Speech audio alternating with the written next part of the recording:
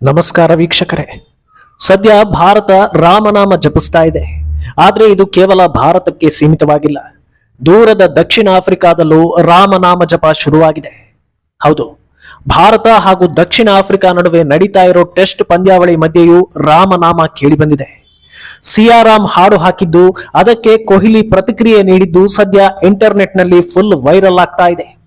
ಅಂದಹಾಗೆ ಈ ಸಿಯಾರಾಮ್ ಹಾಡು ವೈರಲ್ ಆಗೋದಕ್ಕೆ ಇನ್ನೊಂದು ದೊಡ್ಡ ಕಾರಣ ಇದೆ. ಅದೇನಂದ್ರೆ ದಕ್ಷಿಣ ಆಫ್ರಿಕಾ ಪರ ಆಡ್ತಾ ಇರೋ ಭಾರತೀಯ ಮೂಲದ ಆಟಗಾರ ಕೇಶವ್ ಮಹಾರಾಜ್ ಹಾಗೂ ಸಿಯಾರಾಮ್ ಹಾಡಿಗೂ ಒಂದು ಅವಿನಾಭಾವ ಸಂಬಂಧ ಇದೆ. ಏನಿದು ಕೇಶವ್ ಮಹಾರಾಜ್ಗೂ ರಾಮನ ಹಾಡಿಗೂ ಇರೋ ಲಿಂಕ್? ಪದೇ ಪದೇ ಆ ಸನ್ನಿವೇಶ ಮರುಕಳಿಸ್ತಾ ಇರೋದು ಯಾಕೆ? ಮ್ಯಾಚ್ ವೇಳೆ KL ರಾಹುಲ್ ಹೇಳಿದ ಆ ಒಂದು ಮಾತು ವೈರಲ್ ಆಗಿದ್ಯಾಕೆ? ಇವೆಲ್ಲವನ್ನ ಒನ್ ಬೈ ಒನ್ ಹೇಳ್ತಾ ಹೋಗ್ತೀವಿ. ಅಲ್ಲದೆ ಕೇಶವ್ ಮಹಾರಾಜ್ ಅವರ ಪತ್ನಿ ಬಗ್ಗೆ ಇರೋ ಇಂಟ್ರೆಸ್ಟಿಂಗ್ ಸ್ಟೋರಿ ಕೂಡ ನಿಮ್ಮ ಮುಂದೆ ಇಡ್ತೀವಿ. ಈ ವಿಡಿಯೋವನ್ನ ತಪ್ಪದೆ ಕೊನೆ ತನಕ ನೋಡಿ. ಹಾಗೆ ಮೀಡಿಯಾ ಮಾನ್ಸ್ಟರ್ ಚಾನಲ್ ಅನ್ನ ತಪ್ಪದೆ ಸಬ್ಸ್ಕ್ರೈಬ್ ಮಾಡಿ. ಎಸ್, ವಿರಾಟ್ ಕೊಹ್ಲಿ ಶ್ರೀರಾಮನ ಹಾಡಿಗೆ ಬಿಲ್ಲು ಹಿಡಿದವರಂತೆ ಆಕ್ಷನ್ ಮಾಡಿರೋದು ಸದ್ಯ ಎಲ್ಲೆಡೆ ವೈರಲ್ ಆಗ್ತಾ ಇದೆ. ದಕ್ಷಿಣ ಆಫ್ರಿಕಾ ವಿರುದ್ಧದ 2ನೇ ಟೆಸ್ಟ್ ಪಂದ್ಯದಲ್ಲಿ ಭಾರತ ರೋಚಕವಾಗಿ ಗೆದ್ದಿದ್ದು ಒಂದು ಸಂತಸದ ವಿಚಾರವಾದರೆ, ರಾಮ ಮಂದಿರ ಉದ್ಘಾಟನಾ ಸಮಯದಲ್ಲಿ ಕೊಹ್ಲಿ ಶ್ರೀರಾಮನ ಹಾಡಿಗೆ ನೀಡಿದ ಪ್ರತಿಕ್ರಿಯೆ ಅಭಿಮಾನಿಗಳಿಗೆ ಮತ್ತಷ್ಟು ಸಂತಸ ತಂದಿದೆ. ಅಂದಹಾಗೆ ಈ ಇನ್ಸಿಡೆಂಟ್ ಅನ್ನ ಸ್ವಲ್ಪ ಡೀಟೇಲ್ ಆಗಿ ಹೇಳ್ತೀನಿ ಕೇಳಿ. ಟಾಸ್ ಗೆದ್ದು ಬ್ಯಾಟಿಂಗ್ ಆಯ್ದುಕೊಂಡ ದಕ್ಷಿಣ ಆಫ್ರಿಕಾ ಮೊಹಮ್ಮದ್ ಸಿರಾಜ್ ಬೌಲಿಂಗ್ ದಾಳಿಗೆ ತತ್ತರಿಸಿತು. 47 ರನ್ಗಳಿಗೆ 7 ವಿಕೆಟ್ ಕಳೆದುಕೊಂಡು ದಕ್ಷಿಣ ಆಫ್ರಿಕಾ ಕಂಗಾಲಾಗಿತ್ತು. ಕೇಶವ್ ಮಹಾರಾಜ್ ಕ್ರೀಸ್ಗಿಳಿಯುವ ಸಂದರ್ಭದಲ್ಲಿ ಈ ಹಾಡನ್ನ ಹಾಕಲಾಗುತ್ತೆ. ಆಗ ವಿರಾಟ್ ಕೊಹ್ಲಿ ಶ್ರೀರಾಮ ಬಾಣ ಬಿಡುವಂತೆ ಆಕ್ಷನ್ ಮಾಡ್ತಾರೆ. ಬಳಿಕ ಕೈ ಮುಗಿದು ಶ್ರೀರಾಮನಿಗೆ ಭಕ್ತಿಯನ್ನ ಪ್ರದರ್ಶಿಸ್ತಾರೆ. ಈ ವಿಡಿಯೋ ಹಾಗೂ ವಿರಾಟ್ ಕೊಹ್ಲಿಯ ಪೋಸ್ ಸಾಮಾಜಿಕ ಜಾಲತಾಣಗಳಲ್ಲಿ ವೈರಲ್ ಆಗ್ತಾ ಇದೆ. ಅದರಲ್ಲೂ ಅಯೋಧ್ಯೆ ರಾಮ ಮಂದಿರ ಉದ್ಘಾಟನೆಗೆ ಆಹ್ವಾನಿಸಲಾಗಿರೋ ಅತಿಥಿಗಳ ಪೈಕಿ ವಿರಾಟ್ ಕೊಹ್ಲಿಗೆ ಮೊದಲ ಆದ್ಯತೆ ನೀಡಲಾಗಿದೆ. ಇಂತಹ ಸಂದರ್ಭದಲ್ಲಿ ಕೊಹ್ಲಿಯ ಪ್ರತಿಕ್ರಿಯೆ ಅಭಿಮಾನಿಗಳಲ್ಲಿ ದೊಡ್ಡ ಸಂತಸವನ್ನ ಸೃಷ್ಟಿ ಮಾಡಿದೆ. ಅಂದಹಾಗೆ ಇಲ್ಲಿ ಇನ್ನೊಂದು ವಿಷಯ ಇದೆ. ಅದೇನಂದ್ರೆ ಕೇಶವ್ ಮಹಾರಾಜ್ಗೂ ಮತ್ತು ಸಿಯಾರಾಮ್ ಹಾಡಿಗೂ ಇರೋ ನಂಟು. ನಾವಾಗ್ಲೇ ಹೇಳಿದ ಹಾಗೆ ಕೇಶವ್ ಮಹಾರಾಜ್ ಕ್ರೀಸ್ಗೆ ಬರ್ತಾ ಇದ್ದಂತೆ ಈ ಹಾಡನ್ನ ಹಾಕಲಾಯಿತು ಅಂತ. ಆದ್ರೆ ಇದು ಇದೇ ಮೊದಲಲ್ಲ. ಈ ಹಿಂದೆಯೂ ಹಲವು ಬಾರಿ ಕೇಶವ್ ಮಹಾರಾಜ್ ಕ್ರೀಸ್ಗೆ ಬಂದಾಗ ಸಿಯಾರಾಮ್ ಹಾಡನ್ನ ಹಾಕಲಾಗಿದೆ. ಈ ಹಿಂದೆ ದಕ್ಷಿಣ ಆಫ್ರಿಕಾ ವಿರುದ್ಧದ 3ನೇ ಏಕದಿನ ಪಂದ್ಯದಲ್ಲೂ ಕೇಶವ್ ಮಹಾರಾಜ್ ಎಂಟ್ರಿಗೆ ಇದೇ ಹಾಡನ್ನ ಹಾಕಲಾಗಿತ್ತು. ದಕ್ಷಿಣ ಆಫ್ರಿಕಾ ಚೇಸಿಂಗ್ ವೇಳೆ ತಂಡ 33.2 ಓವರ್ಗಳಲ್ಲಿ 6 ವಿಕೆಟ್ಗಳನ್ನ ಕಳೆದುಕೊಂಡು 177 ರನ್ ಗಳಿಸಿದ್ದಾಗ ಆಲ್ರೌಂಡರ್ ಕೇಶವ್ ಮಹಾರಾಜ್ ಬ್ಯಾಟಿಂಗ್ಗೆ ಬರ್ತಾರೆ. ಆಗ ಪಾರ್ನ ಬೋಲ್ಯಾಂಡ್ ಪಾರ್ಕ್ ಸ್ಪೀಕರ್ಗಳಲ್ಲಿ ರಾಮ್ ಸಿಯಾರಾಮ್ ಹಾಡು ಮೊಳಗಿತ್ತು. ಇದನ್ನ ಗಮನಿಸಿದ್ದ ಟೀಂ ಇಂಡಿಯಾ ಆಟಗಾರ KL ರಾಹುಲ್ ಈ ಹಾಡನ್ನ ಆಲಿಸಿ ವಿಷಯವೊಂದನ್ನ ಗಮನಿಸಿರ್ತಾರೆ. ಕೇಶವ್ ಮಹಾರಾಜ್ ಪ್ರತಿ ಬಾರಿ ಬ್ಯಾಟಿಂಗ್ಗೆ ಕಾಲಿಟ್ಟಾಗಲಿಲ್ಲ ಈ ಹಾಡನ್ನ ನುಡಿಸ್ತಾರೆ ಅನ್ನೋದನ್ನ ರಾಹುಲ್ ಅರ್ಥ ಮಾಡ್ಕೊಳ್ತಾರೆ. ಬಳಿಕ ಕೇಶವ್ ಮಹಾರಾಜ್ ಬಳಿ ಇದೇ ಪ್ರಶ್ನೆಯನ್ನ ಕೇಳಿ ಖಚಿತಪಡಿಸಿಕೊಳ್ತಾರೆ. ರಾಹುಲ್ ಮುಗುಳ್ ನಗುವಿನೊಂದಿಗೆ ಪ್ರಶ್ನಿಸ್ತಾ ಇದ್ದಂತೆ ಕೇಶವ್ ಮಹಾರಾಜ್ ಕೂಡ ಹೌದು ಅಂತ ಒಪ್ಪಿಕೊಳ್ತಾರೆ.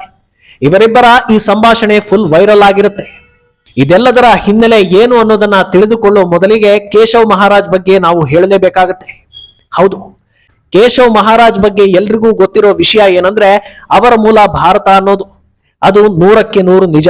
ಆದ್ರೆ ಅವರೊಬ್ಬ ಮಹಾನ್ ದೈವ ಭಕ್ತ ಅನ್ನೋದು ಹೆಚ್ಚಿನವರಿಗೆ ಗೊತ್ತಿರಲಿಕ್ಕಿಲ್ಲ.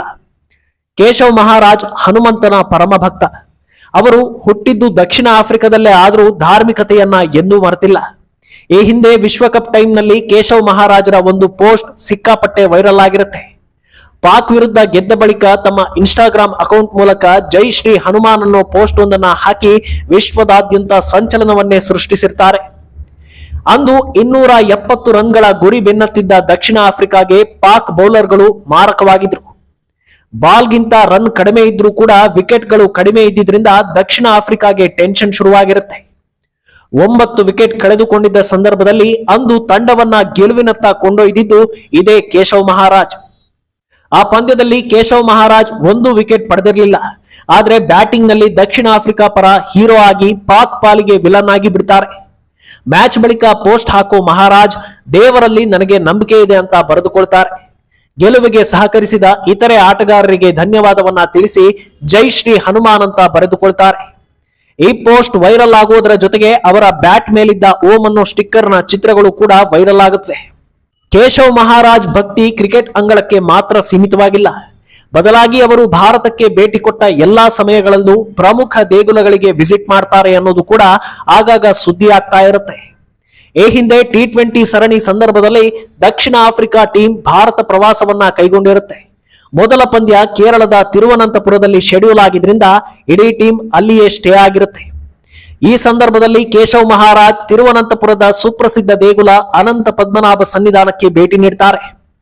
ಹಿಂದೂ ಸಾಂಪ್ರದಾಯಿಕ ಉಡುಗೆ ತೊಟ್ಟು ದೇಗುಲಕ್ಕೆ ಭೇಟಿ ನೀಡಿದ್ದ ಕೇಶವ್ ಮಹಾರಾಜ್ ಬಳಿಕ ಆ ಫೋಟೋಗಳನ್ನ ತಮ್ಮ ಇನ್ಸ್ಟಾಗ್ರಾಮ್ ಸ್ಟೋರಿ ಹಾಗೂ ಪೋಸ್ಟ್ ಮೂಲಕ ಶೇರ್ ಮಾಡ್ತಾರೆ.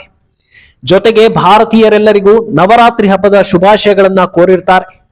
ಈ ಪೋಸ್ಟ್ ಕೂಡ ತುಂಬಾ ವೈರಲ್ ಆಗಿ ಸೋಷಿಯಲ್ ಮೀಡಿಯಾದಲ್ಲಿ ಸಂಚಲನವನ್ನ ಸೃಷ್ಟಿ ಮಾಡಿರುತ್ತೆ. ಕೇಶವ್ ಮಹಾರಾಜ್ ಅವರು ಉತ್ತರ ಪ್ರದೇಶ ಮೂಲದವರಾಗಿದ್ರು ಅವರ ಪೂರ್ವಜರು ಶತಮಾನದ ಹಿಂದೆ ದಕ್ಷಿಣ ಆಫ್ರಿಕಾಗೆ ತೆರಳಿ ನೆಲೆ ಕಂಡಿದ್ದಾರೆ. ಅಲ್ಲಿಯೂ ಅವರು ಹಿಂದೂ ಧರ್ಮವನ್ನೇ ಪಾಲಿಸುತ್ತಿದ್ದಾರೆ ಅನ್ನೋದು ಹೆಮ್ಮೆಯ ವಿಚಾರ. ಇನ್ನು ಇದೆಲ್ಲದರ ಜೊತೆಗೆ ಕೇಶವ್ ಮಹಾರಾಜ್ ಬಗ್ಗೆ ಇನ್ನೊಂದು ಇಂಟ್ರೆಸ್ಟಿಂಗ್ ವಿಚಾರ ಇದೆ. ಅದೇನಂದ್ರೆ ಕೇಶವ್ ಮಹಾರಾಜ್ ಕೈ ಹಿಡಿದಿರೋ ಲರೀಶಾ ಕೂಡ ಭಾರತ ಮೂಲದವರೇ ಅನ್ನೋದು. ಕೇಶವ್ ರೀತಿಯಲ್ಲೇ ಲರೀಶಾ ಮುನ್ಸ್ವಾಮಿ ಕೂಡ ಡರ್ಬಾನ್ನಲ್ಲೇ ಜನಿಸಿದ್ರು. ಕೇಶವ್ ಮಹಾರಾಜ್ ಮೂಲ ಉತ್ತರ ಪ್ರದೇಶ ಆದ್ರೆ ಲರೀಶಾ ಮುನ್ಸ್ವಾಮಿ ಪೂರ್ವಜರು ತಮಿಳುನಾಡು ಮೂಲದವರಂತೆ. ಕಾಮನ್ ಫ್ರೆಂಡ್ ಮೂಲಕ ಕೇಶವ್ ಮಹಾರಾಜ್ ಹಾಗೂ ಲರೀಶಾ ಮುನ್ಸ್ವಾಮಿ ಮೊದಲಿಗೆ ಭೇಟಿಯಾಗ್ತಾರೆ. ಮೊದಲ ನೋಟದಲ್ಲೇ ಈ ಜೋಡಿಗೆ ಪ್ರೇಮಾಂಕುರವಾಗಿರುತ್ತಂತೆ. ಇಬ್ಬರಿಗೂ ಕ್ರಿಕೆಟ್ ಹಾಗೂ ಭಾರತೀಯ ಸಂಸ್ಕೃತಿ ಬಗ್ಗೆ ಹೆಚ್ಚು ಆಸಕ್ತಿ ಇದ್ದಿದ್ರಿಂದ ಈ ಪರಿಚಯ, ಸ್ನೇಹ ಹಾಗೂ ಪ್ರೇಮ ಆಗೋದಕ್ಕೆ ಹೆಚ್ಚು ಸಮಯ ಹಿಡಿದಿರಲಿಲ್ವಂತೆ. ಸಾಕಷ್ಟು ವರ್ಷಗಳಿಂದ ಈ ಜೋಡಿ ಡೇಟಿಂಗ್ ನಡೆಸ್ತಾ ಬಂದಿದ್ರು ಸಹ ಎಲ್ಲೂ ಆ ವಿಚಾರವನ್ನ ಸಾರ್ವಜನಿಕವಾಗಿ ಬಹಿರಂಗಪಡಿಸಿರಲಿಲ್ಲ. ಅಷ್ಟು ಗುಟ್ಟಾಗಿ ಈ ಇಬ್ಬರು ಡೇಟ್ ಮಾಡ್ತಾ ಇದ್ರಂತೆ. ಬಳಿಕ 2022ರ ಏಪ್ರಿಲ್ನಲ್ಲಿ ಇಬ್ಬರು ತಮ್ಮ ಕುಟುಂಬದ ಸಮ್ಮುಖದಲ್ಲೇ ವೈವಾಹಿಕ ಜೀವನಕ್ಕೆ ಕಾಲಿರಿಸ್ತಾರೆ. ಭಾರತೀಯ ಸಂಪ್ರದಾಯದಂತೆಯೇ ಇಬ್ಬರು ಕೂಡ ಮದುವೆ ಆಗಿದ್ದು ಸೋಷಿಯಲ್ ಮೀಡಿಯಾದಲ್ಲಿ ಸಖತ್ ವೈರಲ್ ಆಗಿರುತ್ತೆ. ಲರೀಶಾ ಓರ್ವ ಪ್ರತಿಭಾನ್ವಿತ ಕಥಕ್ ಡ್ಯಾನ್ಸರ್ ಆಗಿದ್ದು ಆಗಾಗ ಭಾರತೀಯ ಸಾಂಪ್ರದಾಯಿಕ ಉಡುಗೆ ತೊಟ್ಟು ಸೋಷಿಯಲ್ ಮೀಡಿಯಾದಲ್ಲಿ ಸದ್ದು ಮಾಡ್ತಾ ಇರ್ತಾರೆ. ಈ ಮಧ್ಯೆ ಲರೀಶಾಗೆ ಮುಂಚೆ ಮದುವೆ ಆಗಿ ವಿಚ್ಛೇದನ ಪಡೆದಿದ್ರು ಅನ್ನೋ ಗಾಸಿಪ್ ಇದ್ರು ಎರಡೂ ಕುಟುಂಬಗಳು ಎಲ್ಲಾ ಆಂತರಿಕ ವಿಚಾರಗಳನ್ನ ಬಗೆಹರಿಸಿಕೊಂಡು ಈ ಮದುವೆಗೆ ಸಮ್ಮತಿಸಿವೆ ಅಂತ ಹೇಳಲಾಗುತ್ತೆ. ಮೂಲತಃ ತಮಿಳಿನವರಾಗಿದ್ರು ಲರೀಶಾಗೆ ಬಾಲಿವುಡ್ ಹಾಗೂ ಹಿಂದಿ ಹಾಡುಗಳು ಅಂದ್ರೆ ತುಂಬಾ ಇಷ್ಟ ಅಂತೆ. ಭಾರತದ ಹಿನ್ನೆಲೆ ಇದ್ದು ಬೇರೆ ದೇಶದ ಕ್ರಿಕೆಟ್ ಟೀಮ್ಗೆ ಆಡ್ತಾ ಇರುವವರು ಸಾಕಷ್ಟು ಜನ ಇದ್ದಾರೆ. ಆದ್ರೆ ಅವರೆಲ್ಲರಿಗಿಂತ ಹೆಚ್ಚು ಸದ್ದು ಮಾಡಿದ್ದು ಕೇಶವ್ ಮಹಾರಾಜ್. ಕಾರಣ ಅವರು ಅಲ್ಲೇ ಹುಟ್ಟಿ ಬೆಳೆದಿದ್ರು ತಮ್ಮ ಸಂಸ್ಕೃತಿಯನ್ನ ಮರೆಯದೆ ಮುಂದುವರಿಸಿಕೊಂಡು ಬಂದಿದ್ದಾರೆ ಅನ್ನೋದು. ಅವರು ಹನುಮಂತನ ಪರಮಭಕ್ತ ಅನ್ನೋ ಕಾರಣಕ್ಕೆ ಕೇಶವ್ ಮಹಾರಾಜ್ ಬ್ಯಾಟ್ ಹಿಡಿದು ಬರ್ತಾ ಇದ್ದಂತೆ ಸಿಯಾರಾಮ್ ಅನ್ನೋ ಹಾಡು ಮೊಳಗುತ್ತೆ ಅಂತ ಹೇಳಲಾಗ್ತಾ ಇದೆ. ಆದ್ರೆ ಈ ಹಾಡನ್ನ ಯಾರು ಪ್ಲೇ ಮಾಡ್ತಾ ಇದ್ದಾರೆ ಅನ್ನೋದು ಸದ್ಯಕ್ಕೆ ಯಾರಿಗೂ ಗೊತ್ತಿಲ್ಲ. ಈ ಬಗ್ಗೆ ನಿಮ್ಮ ಅಭಿಪ್ರಾಯ ಏನು ಅನ್ನೋದನ್ನ ತಪ್ಪದೆ ಕಾಮೆಂಟ್ ಮೂಲಕ ತಿಳಿಸಿ.